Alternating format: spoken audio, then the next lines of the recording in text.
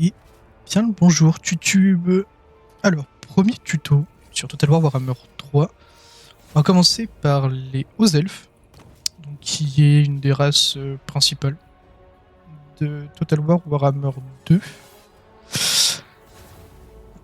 Pourquoi on commence par les hauts elfes? Parce que on va expliquer en détail comment fonctionne le jeu. Et on va pouvoir aussi, comme ça fera le tuto de Tyrion au passage, mais campagne assez facile, recommandée si vous commencez le jeu.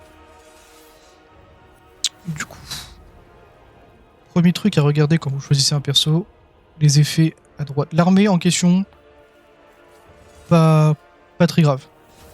Par contre, ça dépendra. Par contre, retenir surtout l'effet de faction et l'effet du seigneur. Donc là, on peut voir que l'effet de la faction, c'est relation diplomatique plus 10 avec les hauts elfes. Donc on sait déjà qu'on va pouvoir rapidement faire de la diplomatie avec tous les autres hauts elfes, qui soient au sein d'Ultuan, là où nous allons, je vais vous montrer après, ou qui soient partout ailleurs sur la map. Durée de construction moins 50 pour l'hôtel de Kane. Là, pour ceux qui ne connaissent pas le jeu, ça veut dire que vous apprenez qu'il y a un bâtiment et que la durée de construction est plus rapide. Et durée de recrutement moins 1 tour pour l'infanterie et la cavalerie. Ça, c'est assez pratique. Ça, c'est sur la globalité. C'est-à-dire que c'est pas... votre faction, c'est pas des hauts elfes. Votre faction, c'est Tyrion. C'est Eten. Et pour l'effet de votre seigneur, donc là uniquement pour Tyrion, moins 50 pour les lanciers, la garde argentée, les rangers, les archers et les hommes d'argent.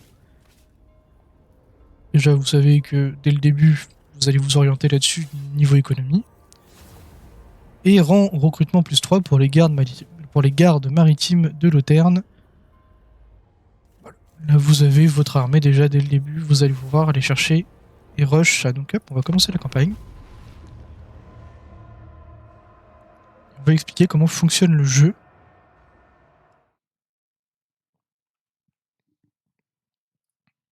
Et comment fonctionnent nos chers amis les hauts elfes. Qui n'est pas une faction que je joue du tout d'ailleurs habituellement. Mais ça, c'est un autre débat.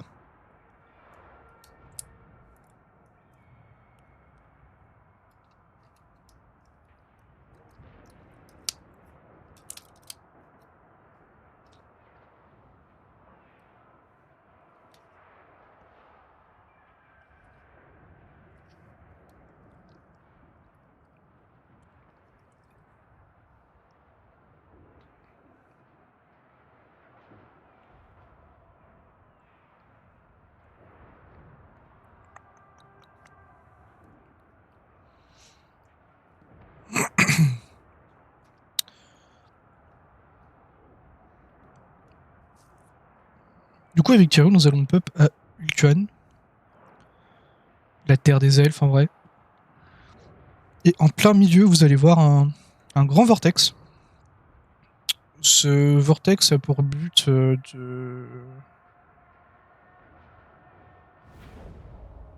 drainer la magie. Voilà, on verra un peu mieux après.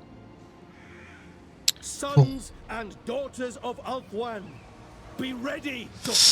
drainer la magie pour éviter que une invasion du chaos à grande échelle se produise, car le chaos sont des êtres de magie. Le vortex est là, avec ce sort en son centre qui aspire la magie. On voit hein, le rayon monte là, voilà. Bref, c'est pas l'objectif de la vidéo. Donc, comment se présente Total War Warhammer globalement, particulièrement le 3 pour le coup. Donc, on va commencer par votre faction. Vous avez votre seigneur légendaire. Seigneur légendaire parce que c'est un seigneur nommé. C'est quelqu'un dans le lore, c'est voilà. Par la suite, vous pouvez recruter d'autres seigneurs. Un autre seigneur légendaire qui est Alastar le Lion Blanc par exemple. Mais sinon, vous pouvez recruter d'autres seigneurs non légendaires. Donc les seigneurs légendaires, qu'est-ce qu'ils ont de plus? Voilà, c'est ceux qui ont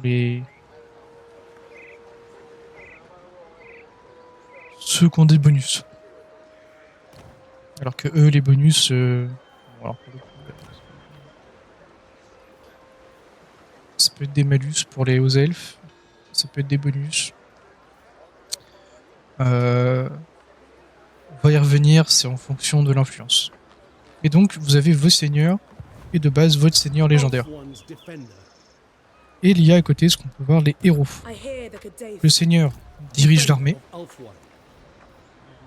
C'est ici que vous allez recruter, que vous allez combattre, c'est votre seigneur qui fait ça. Votre héros, lui, a plusieurs utilités. Évidemment, tout le monde ne peut pas les recruter dès le début. On peut les voir, ils sont là. Donc, tout le monde ne peut pas les recruter dès le début. Tout ça, c'est des héros. Certaines factions le peuvent, attention. Et celle-ci, on vous donne Venola. Les héros ont deux fonctions principales. Soit vous pouvez l'envoyer seul. Il pourra, par exemple, je sais pas moi si je l'envoie. En fait, ça va dépendre du héros. Regardez toujours son arbre de compétences avant de l'envoyer. Là, on sait qu'il enlève la corruption sur le territoire où il est. Et on peut surtout voir ces trois actions. C'est voler de la technologie. Donc ça augmente votre taux de recherche technologique. Blessé. Alors blessé, ça fonctionne uniquement sur un héros ennemi. Si un héros ennemi par exemple se balade chez vous, vous pouvez arriver et blesser le héros ennemi. Coucou et merci beaucoup à Tresnes33 pour le follow, merci énormément.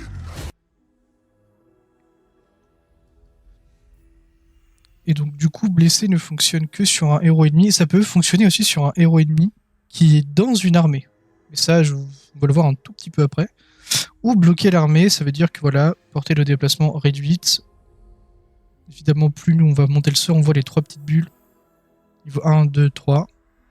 Plus nous allons monter le sort, plus il va être puissant, réduire le déplacement de 15%. Chaque héros peut avoir des choses différentes. Surtout ici. Ça, c'est quand il va être dans votre armée. Le premier, c'est toujours ça. Donc là, c'est en reconnaissance. C'est pas le meilleur. Selon moi, évidemment. Voilà. Ça reste pratique d'avoir un bonus de chance de ramasser des objets magiques. Qu'est-ce qu'un objet magique? On va y revenir plus tard. On va essayer de faire le plus simple possible. Mais d'autres, par exemple, peuvent avoir le trait entraînement qui va permettre de gagner de l'XP dans votre armée. Parce que les unités... Vous voyez que là, les lanciers n'ont rien.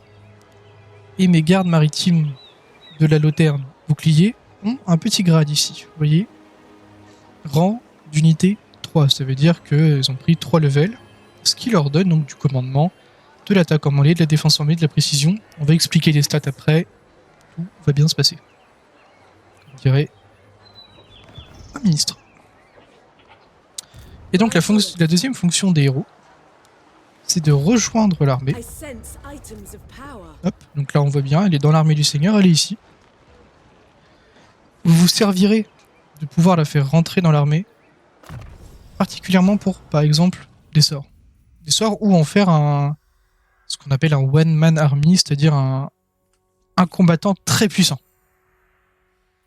Donc là, en l'occurrence, on voit que c'est plus de la sorcellerie, hein. On voit les différents sorts, toute la partie là. Pareil, les sorts, on va y revenir un peu plus tard. Il y a énormément de domaines de magie. Faut pas se laisser impressionner par le nombre, c'est pas...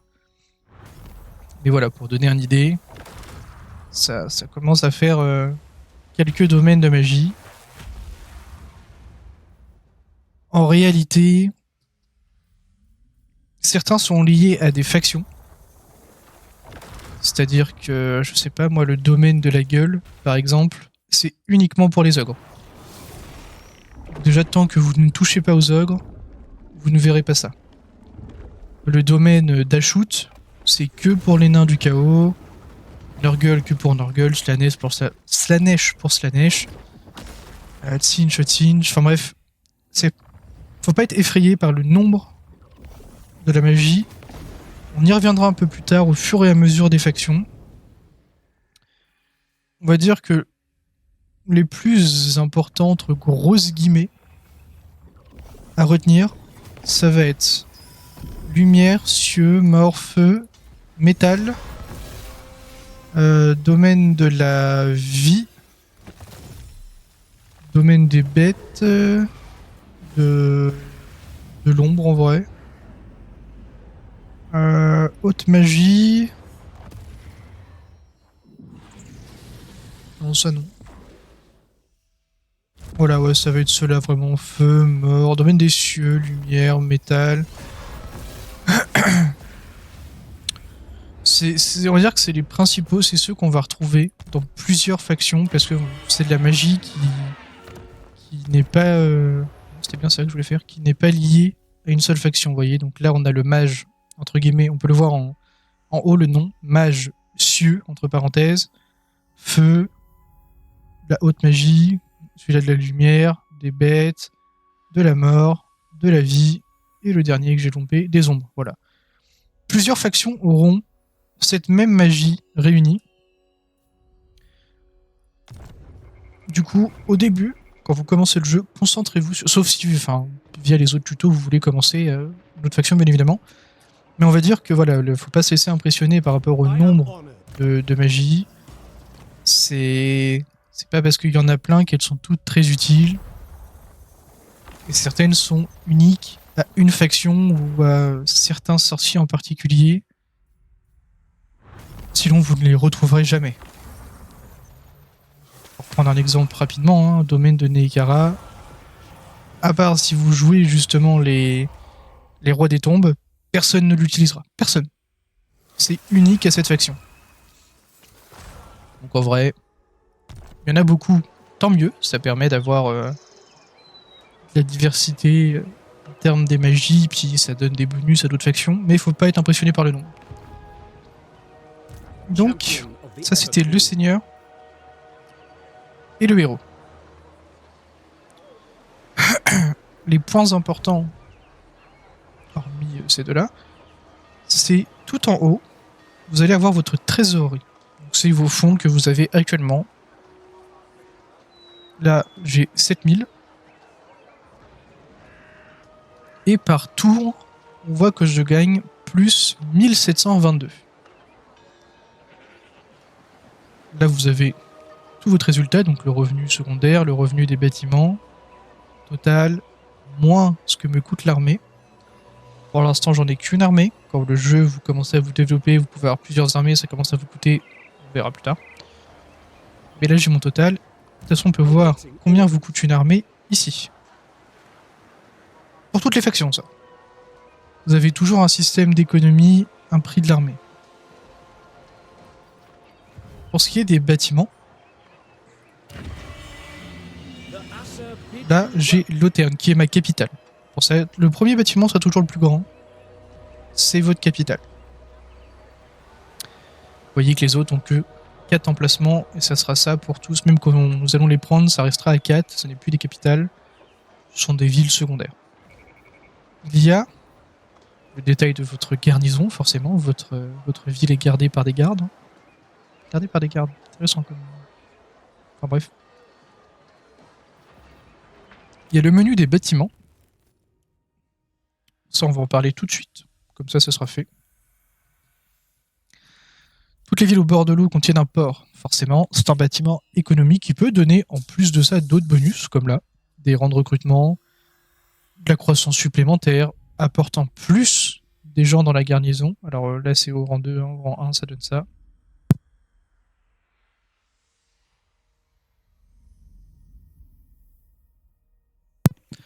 Mais la ressource principale qu'il faut retenir, c'est les revenus générés. Dans 99% du cas, un port veut surtout vous donner des revenus. Si ce n'est pas 100%, je dis 99 au cas où qu'un exemple m'échappe de tête, mais en réalité, ça sert à ça. Ça sert aussi à autre chose, hein, c'est faire du commerce, je vais dire international, mais c'est-à-dire que logiquement, si vous ne pouvez pas exporter vos marchandises, par exemple, bah, vous ne pouvez pas faire de commerce avec une personne qui a un port par là. Il faut passer par voie maritime.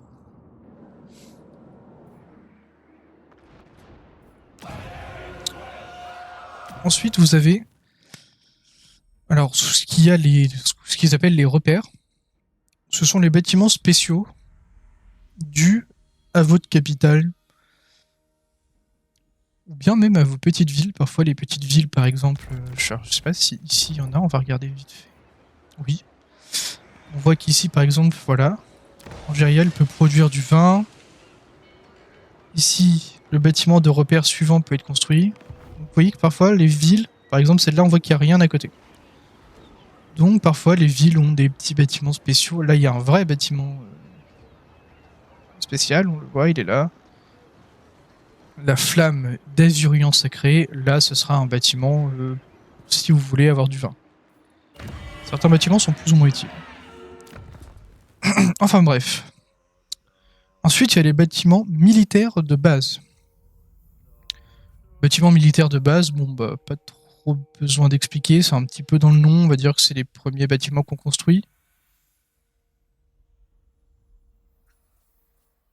On va chercher notre tier 1, tier 2, tier 3. Ça va jusqu'à 5. C'est vrai que je l'ai pas dit, mais on va jusqu'au tier 5 en termes de bâtiments. Et 3 pour les villes mineures.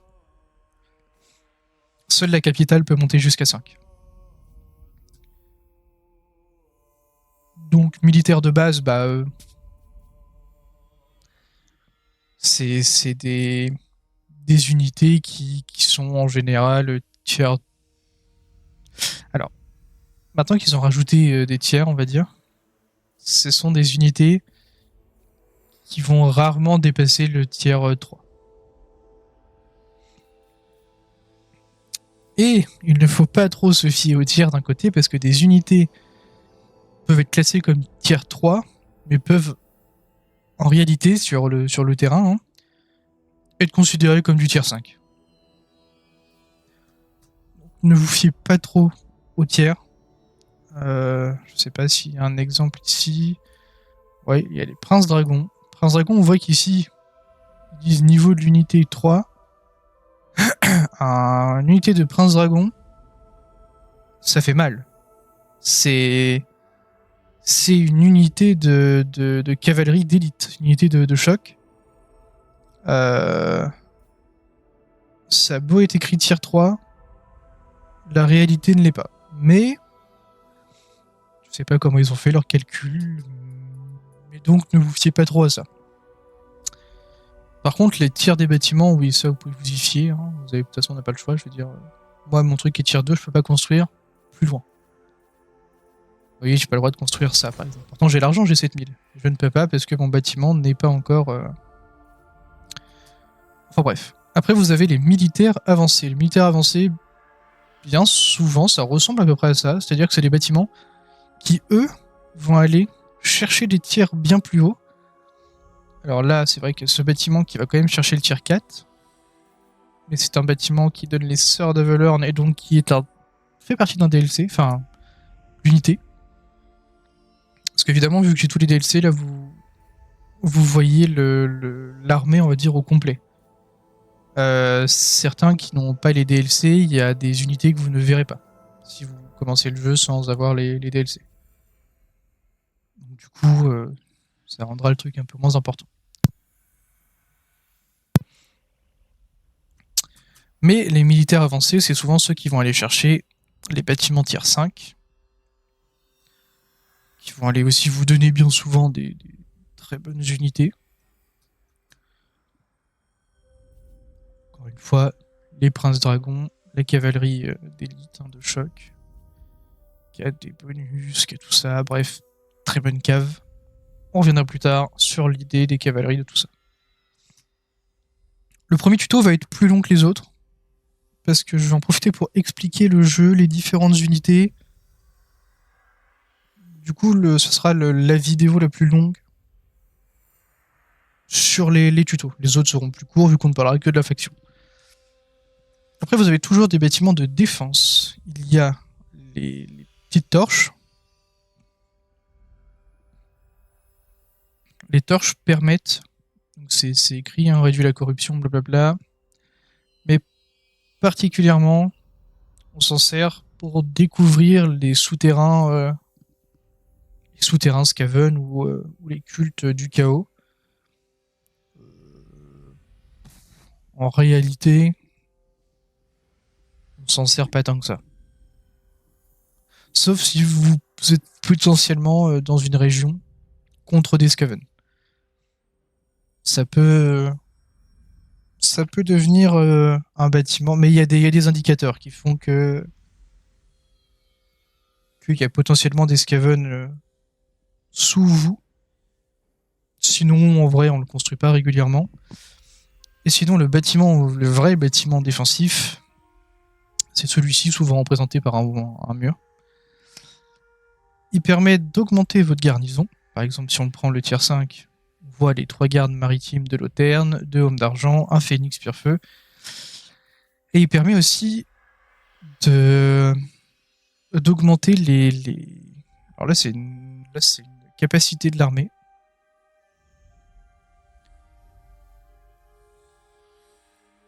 Pourquoi pas, mais bien souvent, il permet aussi d'augmenter... Bon, alors, ils l'ont passé entre deux ici, peut-être. Ok, d'accord, ils l'ont changé, bah j'ai redit. Mais donc, du coup, ça vous augmente votre garnison. Ce qui est pratique quand vous êtes très loin de chez vous. Parce que au total, si vous prenez... Faut savoir qu'une armée... C'est vrai que j'ai pas précisé, mais une armée, 9 sur 20, on peut compter jusqu'à 20 unités à l'intérieur. Unités héros compris, hein. On n'a pas le choix. Mais du coup, si on part du principe que vous avez votre bâtiment qui arrive, votre capitale qui arrive tier 5, on voit tout de suite qu'il y a 7, 11, 13, ça fait 16 unités au total. Une armée de 20 garde l'avantage. Par contre, si vous rajoutez à ça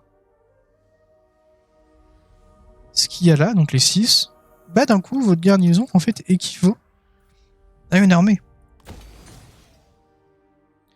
En plus du fait que, à chaque fois que vous montez votre capitale, les projectiles de vos tours sont améliorés. Au bout d'un moment, vous avez vraiment un capital, un fort, quoi. Quelque chose de vraiment fortifié, quelque chose de très puissant. Donc, ça peut valoir le coup. Et enfin, il y a les infrastructures, pour finir. Les infrastructures, ça peut donner de la croissance. Je vais expliquer juste après ce qu'est la croissance. De l'économie. Lorsque l'autorité est à 100, il faut y aller. Enfin bref. De l'économie. Notre économie. Mais qui donne moins d'argent. Parce que là, on voit que c'est 300 plus des ressources qui permet d'augmenter l'argent de vos revenus dans le commerce. Là, il y a moins d'argent. Par contre, il y a plus 12 d'autorité. C'est beaucoup, 12. Là, ça permet de recruter le héros de type noble et d'augmenter les revenus par les bâtiments de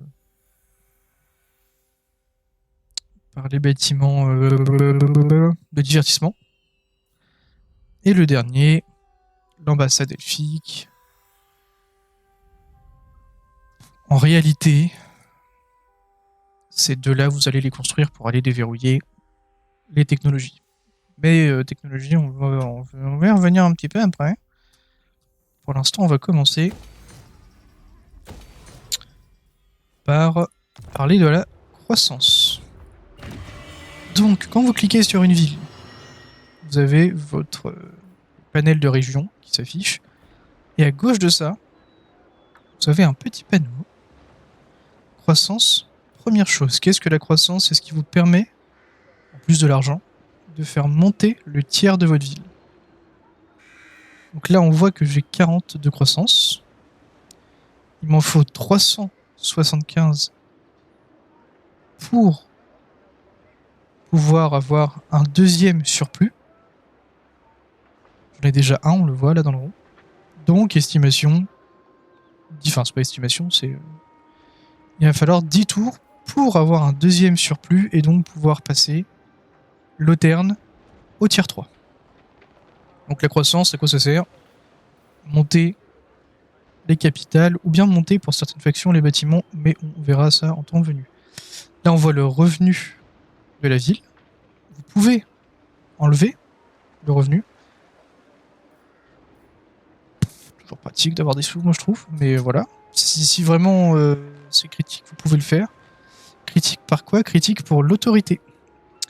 L'autorité d'une faction, c'est quelque chose d'assez important. C'est-à-dire que quand vous êtes bon en autorité, vous gagnez des bonus. Quand vous êtes très bas en autorité, des malus. Et si vous arrivez à moins 100, parce que là c'est écrit autorité de moins 75 en moins 100, il y a une révolte. C'est-à-dire qu'il y a une armée qui va être générée, qui va vouloir attaquer la ville. Raison de plus pour la protéger. Du coup, évidemment, on commence, c'est neutre. Ensuite, il y a les différentes corruptions. Alors maintenant, il y en a un petit peu plus par rapport à Total War Warhammer 2. Les corruptions, c'est toujours les méchants. C'est pas compliqué. Mais ça fait aussi partie des indicateurs que je vous disais tout à l'heure en me disant il y a des indicateurs pour voir s'il y a des Skaven ou pas, blablabla. Donc il y a le chaos universel, les vampires, les Skaven, tiens. Et ensuite les 4 dieux du chaos, chacun de leur côté. Khorne, Nurgle, Slaanesh, Tzeentch et les fées de la province. Donc là c'est parce que c'est stable, par la suite vous aurez plein d'autres effets. Donc là vous savez comment fonctionne votre ville. On peut le voir ici rapidement. Autorité, argent, garnison. Bon. Là c'est vraiment quand vous avez besoin de... Voilà, vous passez dessus, vous n'avez pas besoin de tout lire en permanence. S'il y a de la corruption, c'est pareil, ça sera écrit. On peut peut-être même le voir chez quelqu'un d'autre. Voilà. Ici par exemple, corruption de Slaanesh. Donc ça c'est la méthode rapide si vous voulez check quelque chose plutôt que de tout lire en permanence. Passez votre souris dessus, vous voyez les revenus, donc ce que la ville vous rapporte, l'autorité actuelle. Vous savez s'il y a de la corruption, blablabla. Parfait. Ensuite, on va parler du panel en bas à droite. Alors, qu'est-ce qu'il y a? Vous avez toujours les objectifs, vu que je suis en Empire Immortel. Bon, ça c'est ma mission actuelle, mais sinon c'est les conditions de victoire, ça sera quasiment toujours les mêmes. Voilà, les victoires courtes, voilà. Campagne longue ou victoire de domination. En réalité, le mode chasse... ouais, ça va mon buff. Je viens faire coucou avant le prochain cours. Mais ça va et toi, mon buff? Force pour ton prochain cours. Hein.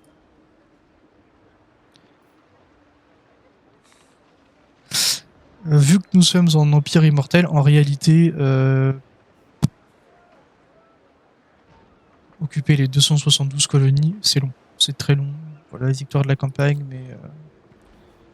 à la limite, viser la victoire courte, c'est déjà bien en soi. Vous pouvez prendre la longue qui vous fait déjà voyager un peu partout. Tranquille, t'as eu un peu de visite aujourd'hui. Bah écoute, on est à 5 viewers actuellement. Donc, après, le live vient de commencer, je fais le tuto. Voilà quoi. Mais la victoire de campagne par domination, vous pouvez le faire, hein, des gens le font. Très long. Faut aimer votre campagne. Quoi. Ensuite, nous avons la diplomatie, donc comme on l'a vu tout à l'heure, avec les hauts elfes On a un bonus de diplomatie. Propre bien les viewers. Ouais, clairement. Hop. On a un bonus de plus 10. Alors, j'ai déjà un petit bonus de base. Vous voyez, dans tolérance du dirigeant 10. Tolérance du dirigeant 10. Tolérance du dirigeant 10. Bref, tous les hauts elfes, de toute façon, auront la même chose. C'est pas compliqué. À quoi sert la diplomatie? Alors, avec elle, on a déjà un... On va essayer de prendre quelqu'un d'autre plutôt, histoire de justement... On va prendre Pélérion. Voilà, là on a tout le panel. Du coup, on a le pacte de non-agression, ce qui veut dire qu'on n'est pas censé s'attaquer. Ça n'empêche pas. Sur ce, je mute tout ça. Ça va se payer comme vite fait. Pas de soucis, Immortal, merci beaucoup. Le pacte de non-agression ne veut pas dire qu'on ne peut pas déclarer la guerre. Vous pouvez trahir quelqu'un, attention. Mais ça améliorera vos relations, donc logiquement, vous n'avez pas trop de raison d'aller chercher à l'attaquer, mais parfois, de temps en temps, le faire et le trahir plus tard, ça peut vous faire profiter. On a ensuite l'accord commercial. Donc, du commerce, des sous. L'accès militaire, parce qu'évidemment, chacune des factions a son territoire, et passer sur le territoire de quelqu'un sans qu'il vous l'autorise, ça vous met des malus de relations. L'alliance défensive, c'est-à-dire que si une faction vous déclare la guerre, la faction avec qui vous avez une alliance défensive rentrera en guerre avec vous contre l'autre faction. Une alliance militaire, alors là ça veut dire que même si vous déclarez la guerre à quelqu'un, cette faction viendra rentrer en guerre avec vous. Et confédération, bon voilà, à ce moment-là, c'est que vous prenez le contrôle, voilà, vous lui prenez ses villes, vous lui prenez son armée, lui n'existe plus. Et ensuite, on peut voir au-dessus qu'il y a des petits capuchons, là, qui sont rouges ou verts. Bon, vous n'êtes pas teuteux. Vert, ça veut dire que faisable. Et même faisable contre, par exemple, des sous. Bon, là, très peu, on est à 1. Mais ça peut aussi, par exemple, vous voyez, ici, on a un pacte de non-agression qui est à moins 0,1. Alors, soit je peux, moi, payer 0,1, c'est très peu. Donc, c'est très peu de sous. Parfois, ça peut vous coûter cher, hein, attention. Et donc, soit vous pouvez payer, soit vous pouvez jouer avec le fait que là, il y a un plus 1. Ce qui fait que on peut mettre le pacte de non-agression. Vu que c'était 0,1, ça a baissé un petit peu. Et demander un petit peu de sous. Bon, là, 79, ça ne sert à rien, mais on va quand même le faire. Hop. On vient d'avoir du commerce. Et partenaires commerciaux, moi. On peut le faire pour notre cher ami Avelorn, avec qui nous avons le pacte de non-agression qui était déjà là de base. Mais on peut augmenter, hop là, payer 1 en plus, la richesse absolue. Et comme ça, on gagne des sous en plus, nous, tous les tours.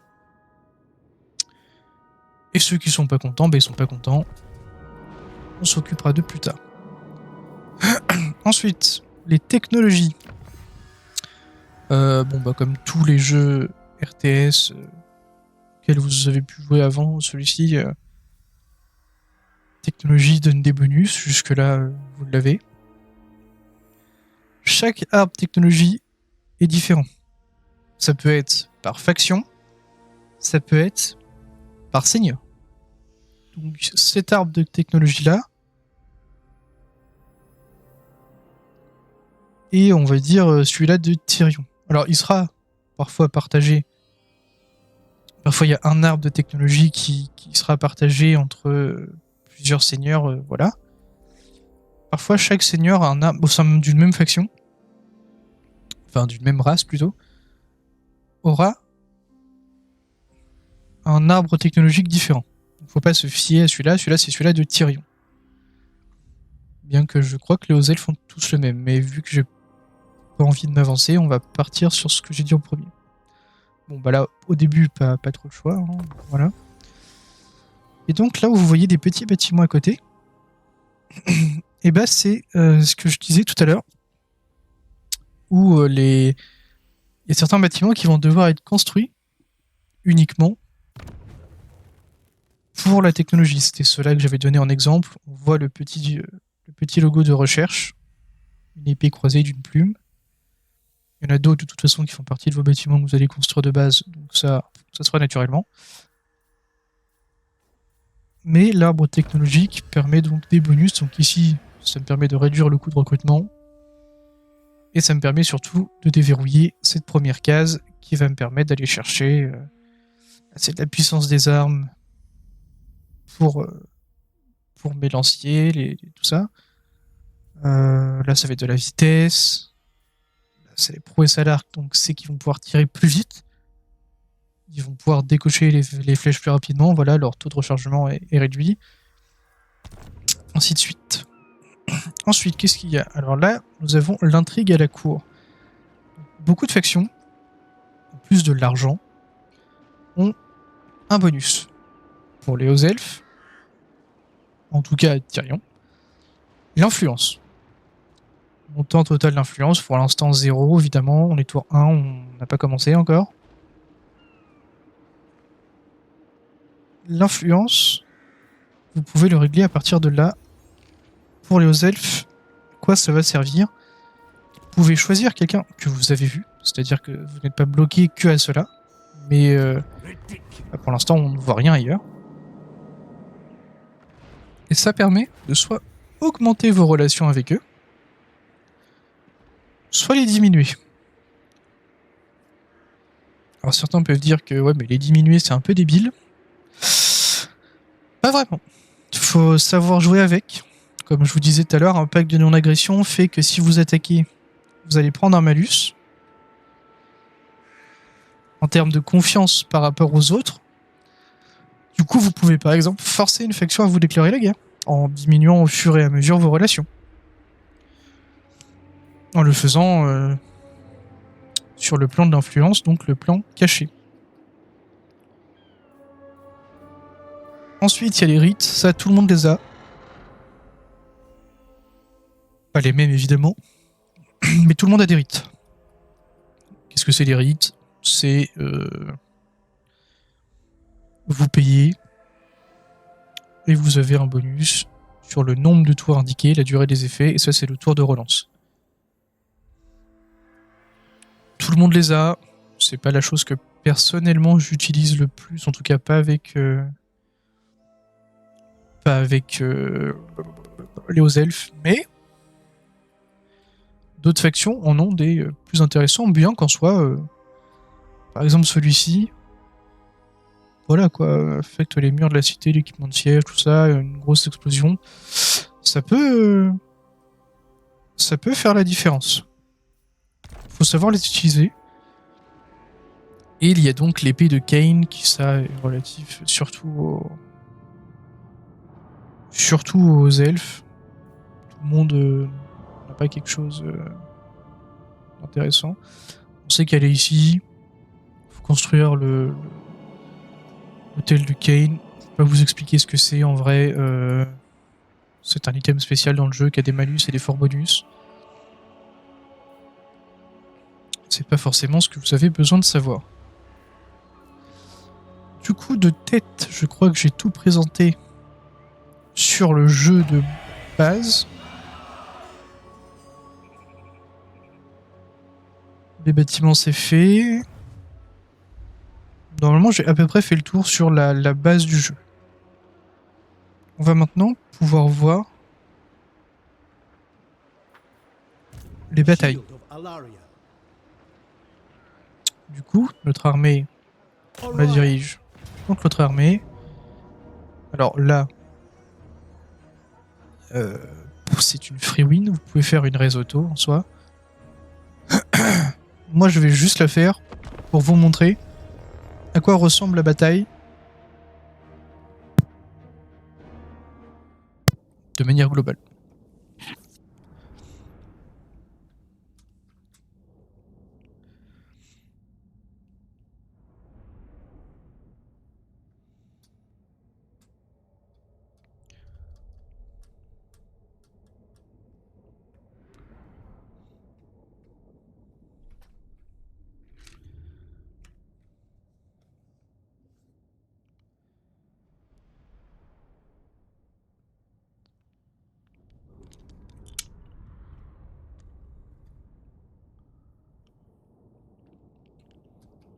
Déjà là on peut voir l'armée ennemie.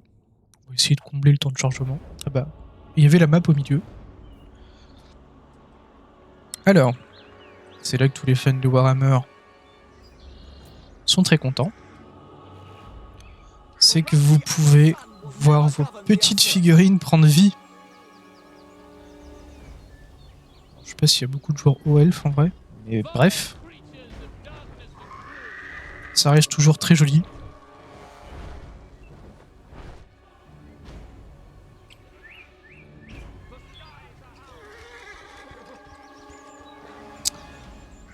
Alors, hop. Comment se présente la bataille? Là, il faut savoir que je suis en normal. Là, je vous montre comme une personne qui débute. On n'est pas en légendaire, on a un petit peu pas les aides, mais toutes les indications possibles. À savoir la barre en haut pour voir à peu près à quel point on est gagnant. Bon, là, on voit que c'est compliqué de perdre. On peut aller voir chez l'ennemi comment ça se passe. En légendaire, par exemple, vous êtes bloqué. Là, vous pouvez voir des affrelances. On n'a pas besoin d'aller checker réellement l'ennemi, mais voilà, là, nous sommes en normal. Donc, on a Tyrion, le seigneur. Moi, j'ai pour habitude de les regrouper par rapport à ce qu'ils sont.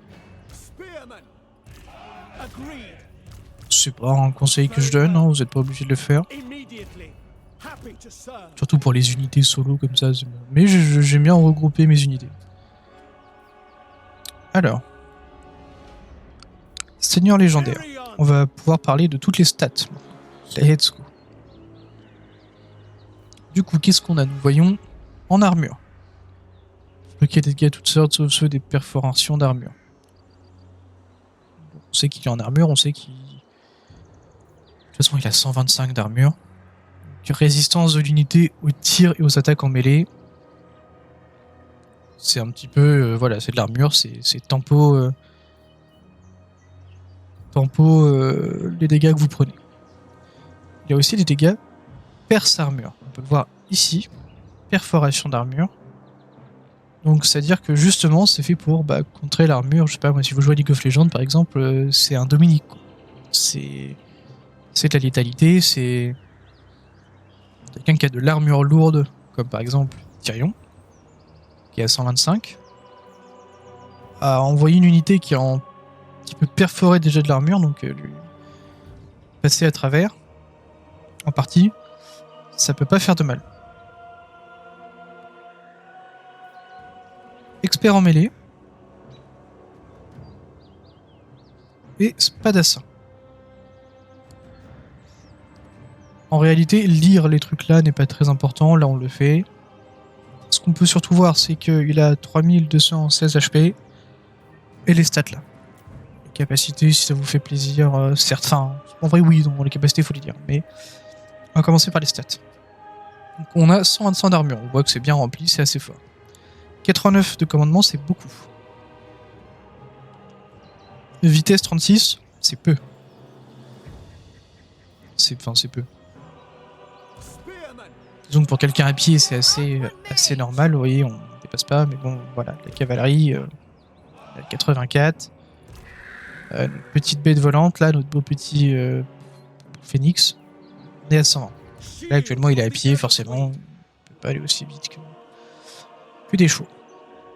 L'attaque en mêlée, c'est pas les dégâts que vous faites, c'est les chances de toucher l'ennemi. Parce qu'évidemment, l'ennemi peut...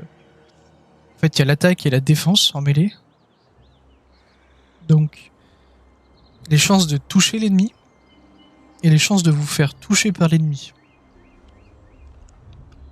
Du coup, à chaque fois que vous envoyez quelqu'un se combattre, il y a ce calcul qui est fait entre les chances que vous avez de le toucher et le fait qu'il puisse esquiver. La puissance des armes, par contre, là, c'est les dégâts que vous causez. On pourrait croire que attaque en mêlée, défense en mêlée, c'est l'attaque augmenter les dégâts. Pas du tout. C'est la puissance des armes. Alors en plus, là, ils sont performeurs, donc on peut les voir. Dégâts des armes de base, 120. Dégâts des armes perforantes, 233. On fait plus de dégâts quand on perfore, évidemment. Bonus de charge, c'est les dégâts quand vous allez arriver au contact. Alors sur un homme comme ça, très peu. Sur de la cavalerie, vous voyez, 64. C'est même pas le plus haut que vous pouvez avoir. Mais ça veut dire que bah enfin, voilà quoi, une charge de cavalerie quoi. La cavalerie va arriver et hop, ça c'est les dégâts augmentés, le bonus au moment où vous allez taper. Et on peut voir d'ailleurs avec eux qu'il y a un petit bouclier qui vient de se rajouter ici.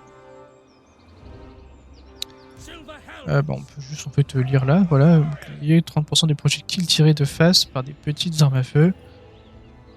Donc le fait d'avoir des boucliers, très pratique. Alors là, on voit que le bouclier est en bronze. Du coup, on réduit de 30%. Enfin, on dodge 30% des projectiles. On voit que eux, leur bouclier est en argent. Ça bloquera 55% des projectiles tirés par des... Alors, ce qu'ils appellent des petites armes à feu, ça marche aussi avec les flèches, tout ça. Ça veut dire que vous pouvez pas bloquer un canon. C'est, voilà, des tirs. Hop. Ça vient surtout de là. Eux, on voit qu'ils ont un bonus contre large. Qu'est-ce qu'une unité large? Donc, les gardes maritimes de la Loterne. Bon, déjà, ils ont des arcs, mais ensuite, vous voyez bien, ils ont une lance dans le dos. Donc, toutes les unités larges, ça va être... ça va pas forcément être de la cave, d'ailleurs. Mais ça va être des grosses unités. Tout ce qui est... là, on n'en a pas encore. Mais tout ce qui est des unités très grosses. Du coup... Comment va fonctionner la bataille? Bon, déjà, on sait qu'on risque de se battre dans les bois. Inconvénient pour les tireurs, évidemment. Je vérifie quand même que j'ai pas oublié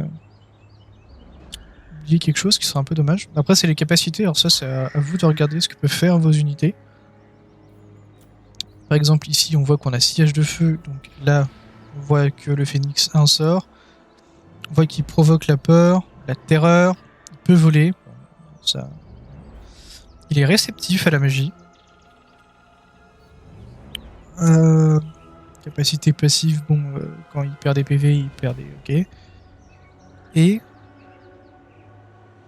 Vu que c'est un phénix, il peut un peu se régénérer. Là où, par exemple, si on prend nos lanciers, défense contre les unités larges. Donc, vu que c'est des hommes, des spearmen, des hommes, des lanciers, forcément, quand ils sont bloqués sur place, s'ils se prennent une attaque de front de cavalerie, ils vont tanker une partie des dégâts de charge, ils vont faire beaucoup de dégâts surtout. Voilà, renvoi de charge, hein, donc faut mieux pas foncer dans le tas avec votre unité de cavalerie en plein milieu dans les lanciers, c'est pas une bonne idée du tout. Et ça, c'est les prouesses martiales, bon, c'est les bonus apportés. Alors, je crois qu'on a fait à peu près le tour, si vous avez des questions, mais je crois qu'on a à peu près fait le tour. Du coup, là, non, le héros. Alors le héros pour l'instant n'a pas grand chose, on voit qu'il a un sort de base, convergence harmonique, qui va coûter donc des vents de magie, ça permet de lancer les sorts. Et donc la convergence harmonique, on voit que c'est un buff, une optimisation, affecte les alliés à portée 1, c'est-à-dire qu'on doit choisir une unité. Parfois il y a des sorts de zone qui vont buff tout le monde ou débuff les ennemis en zone. Et à part ça, je crois qu'on a à peu près fait le tour. Pour l'instant, on n'a pas beaucoup de sorts. Du coup, on peut commencer la bataille. La bataille va être assez ridicule. Je sais pas si eux vont décider de bouger. Apparemment pas, du coup, on va juste avancer bêtement. En réalité, il y a des stratégies, hein, bien évidemment. Il y a même des cheese, mais... On va pas se mentir, la bataille est assez ridicule. C'est la première, on va dire. C'est votre bataille de Freeweed. Par contre, ce que vous pouvez voir, c'est que vous pouvez réduire la vitesse de votre armée. À quoi ça sert? Ça sert à, donc là, il y a écrit enthousiaste, flanc sécurisé, fraîche. Et dissimulé parce qu'on est dans une forêt. Ça, c'est des bonus à porter. Allez, enthousiaste. On voit que ça joue sur le commandement. Si l'unité n'a plus le commandement, elle fuit. Donc là, elle est enthousiaste parce que la bataille n'a pas encore commencé, ils sont les plus forts. Les flancs sont sécurisés, ce qui veut dire que vous faites perdre plus vite du commandement à l'ennemi.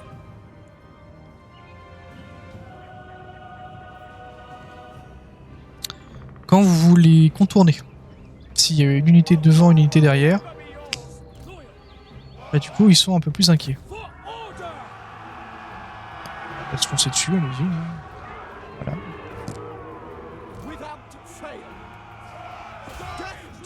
Bon, là, du coup, faire une bataille... une bataille un peu ridicule.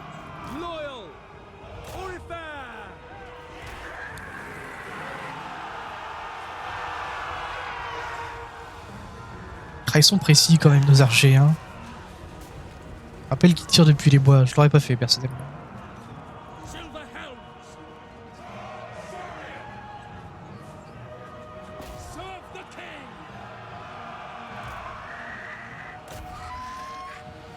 On voit une autre petite phoenix là-bas.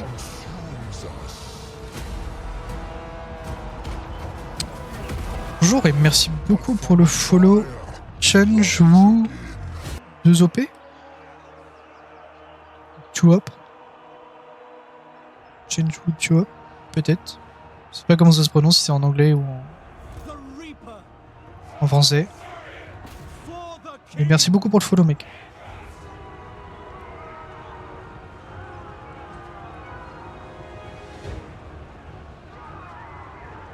Hop, on va essayer de faire en sorte que la bataille se termine rapidement. Là, c'était vraiment juste pour vous montrer à quoi ressemble une bataille. Pas très impressionnante celle-là. C'est la première, c'est celle du début. Hop, on va envoyer Tyrion, vu que Tyrion est très fort contre les unités solo en V1, il va taper. On va voir qu'il le tabasse un peu. Bien que les coups font mal.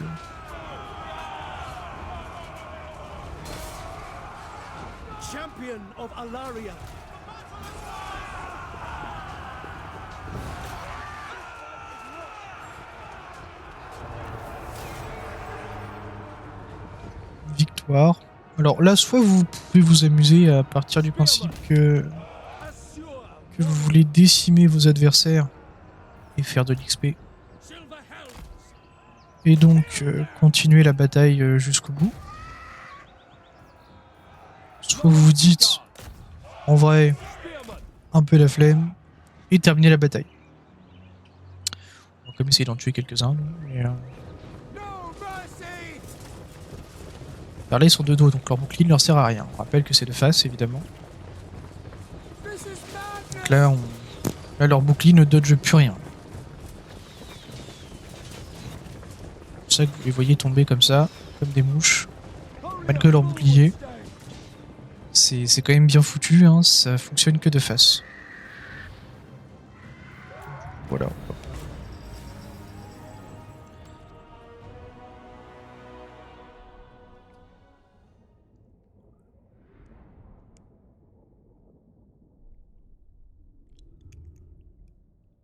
Et du coup, là, nous avons les résultats. Le nombre de forces déployées, les pertes qu'on a eues et ce qui reste de l'armée. Et là, vous voyez le nombre d'ennemis tués par unité. Et pareil en face, le nombre d'ennemis tués par unité.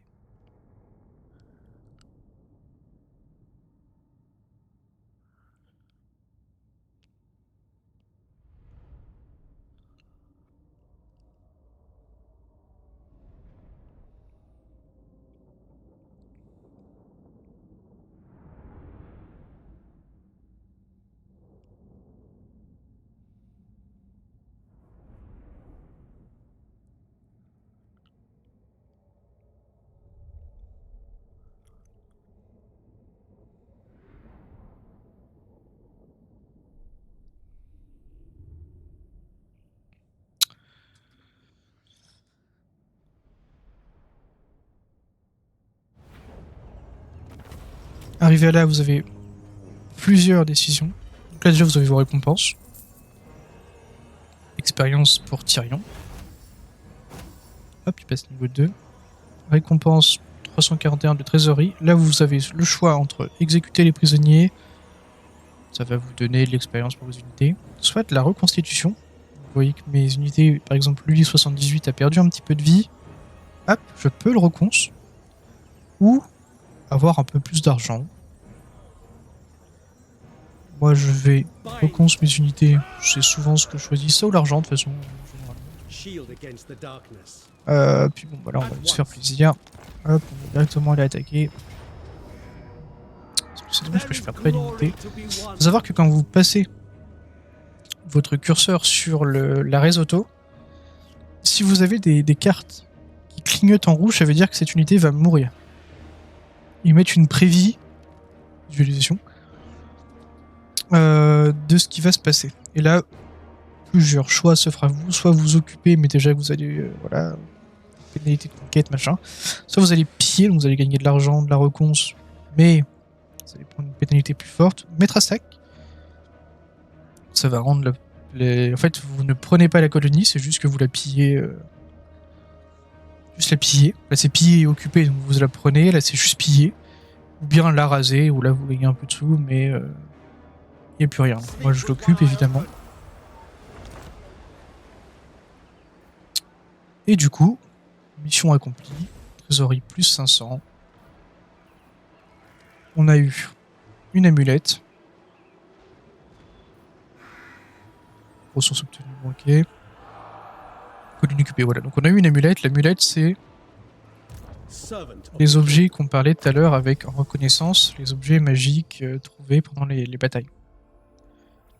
C'est ça. Alors, à savoir que moi, là, j'ai un mode. Quand je joue, c'est vrai que j'aurais dû le préciser au début. C'est que ça me double mes points de compétence parce que avant, sur le 2, on était au niveau 25 maximum. Et que là, ils ont rajouté des choses pour le monter au niveau 50. Monter un perso 50, ça commence à être long. Du coup, c'est le seul mode que j'ai.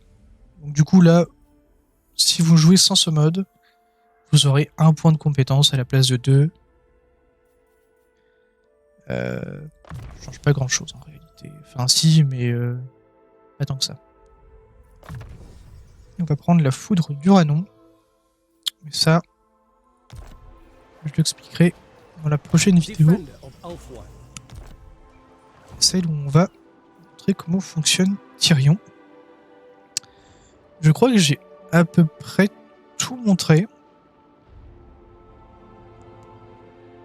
À peu près. En tout cas pour là. Si vous avez des questions, n'hésitez pas à les mettre dans les commentaires YouTube.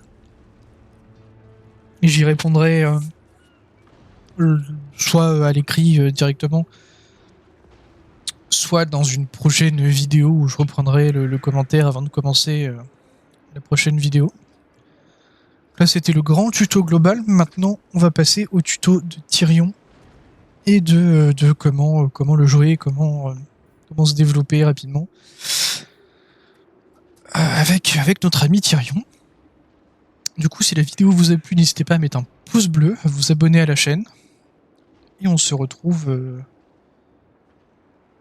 très bientôt, en fait, tout simplement. Hein, très bientôt pour la suite des tutos qui, maintenant que le jeu a été expliqué, seront moins longues et seront surtout montrer les débuts de chaque perso, chaque faction, les domaines des sorts. Le but, c'est vraiment d'avoir des tutos pour débutants. Ou pour aider les personnes confirmées mais qui sont un peu perdues. Pas des raisons. Qu'est-ce que je peux juste vous montrer le menu des bâtiments, admettons. Pour, voilà, donc quasiment la même chose, mais tier 3 maximum. Et sinon, vous le verrez sur d'autres tutos, les batailles de siège à la limite. Ça, on le verra dans d'autres vidéos. Là, vous avez déjà 90% du jeu, je pense. Du coup, si la vidéo vous a plu, n'hésitez pas à mettre un pouce bleu, à vous abonner, laisser un message en commentaire si vous avez des questions ou si vous avez quelque chose à rajouter. Et on se retrouve très bientôt donc, pour la vidéo du tuto de Tyrion. Merci à tous et bye bye YouTube.